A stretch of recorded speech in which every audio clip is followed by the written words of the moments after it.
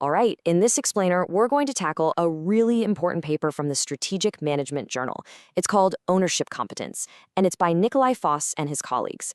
They introduced this fascinating idea, ownership competence, which they define pretty elegantly as the skill of using ownership itself as an instrument to create value.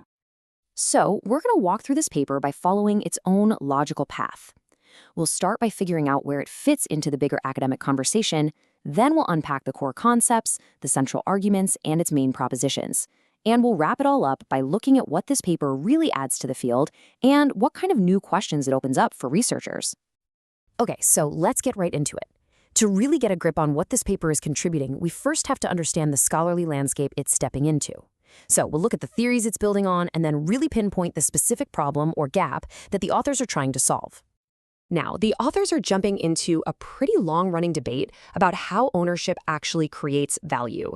They ground their work in three major economic theories. You've got agency theory, which really sees ownership as the right to a company's profits. Then there's incomplete contracting theory, which zeroes in on an owner's right to call the shots when contracts are fuzzy. And finally, property rights economics, which breaks ownership down into three distinct rights: the right to use an asset, the right to profit from it, and the right to sell it. So what's the one thing that connects all three of these traditional views? Well, it's this laser focus on incentives. The fundamental idea is that ownership is basically a tool. If you can just assign ownership in the right way, you can get everyone's incentives lined up perfectly, and boom, that's how you maximize value. But, and this is the big but, the authors here argue that this intense focus on incentives is actually missing something huge. They believe it completely overlooks a crucial strategic dimension of ownership, and that it's all built on a pretty shaky assumption. And here it is, the core problem they're flagging. The traditional incentive view more or less assumes that all owners are the same, that they're cognitively homogeneous. This perspective really just treats ownership as an incentive mechanism. But Foss and his colleagues are proposing a completely different way of looking at it, the competence view. They argue that owners have unique or idiosyncratic beliefs and judgments. And this means that how you actually exercise your ownership rights, your competence, is a massive factor in creating value. Okay, so if competence is the missing piece of this puzzle, how exactly do the authors build a new framework around it? Well, that brings us right to their central concept, ownership competence. So the authors pull together ideas from a few different places, managerial capabilities, entrepreneurship theory, to construct this new perspective. And at the heart of it is ownership competence, which they define as the skill with which ownership is used as an instrument to create value. It's simple, but it's a powerful shift. What's really clever is how they build their model on those three classic property rights. For each right, they argue, there's a corresponding competence.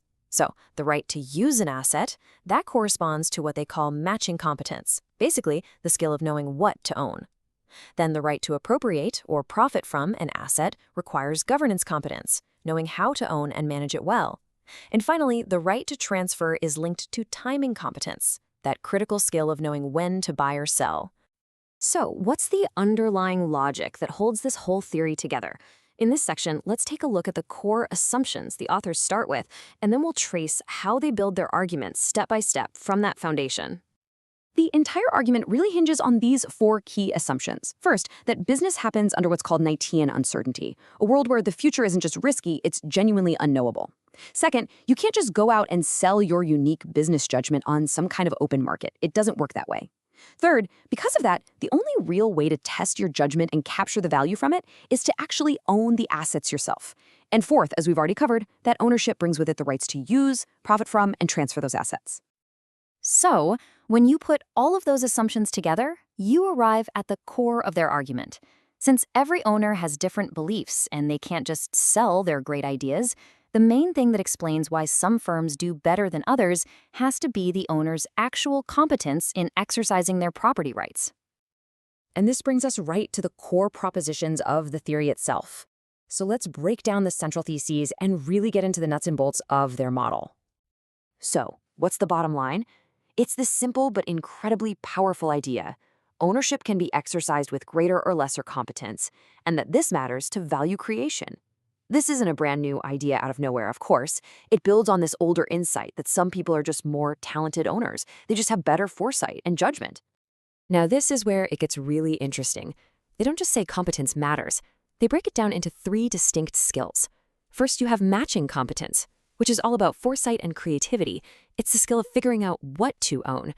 Second, governance competence is about the nitty-gritty of management, like picking the right managers and designing incentives. It's about knowing how to own. And third, timing competence is all about market savvy, knowing when to get in and when to get out. And crucially, they see these as 3 separate distinct skills. You could be great at one and not so great at another. The authors also make it really clear that context is everything. The value of these different competencies isn't fixed. For instance, the more concentrated the ownership is, the more an individual owner's competence or lack of it is going to affect the firm. The firm's life cycle matters too. Matching competence might be absolutely vital for a startup, while timing competence becomes more important for a mature company. And, as you might expect, all of these skills become way more valuable when you're operating in a highly uncertain environment. And that brings us to the end. Let's wrap up by looking at the paper's main theoretical contribution and the research agenda that it lays out for everyone else in the field. I think the single biggest contribution of this paper is this fundamental shift in focus, away from incentives and toward competence. It's suggesting that the central challenge in strategy isn't just about aligning incentives between owners and managers. Maybe the real goal should be to make sure that the people with the competence are also the people with the ownership rights, because that's how you minimize the value that gets lost when those two things are separated. Now, this new perspective has some really fascinating implications.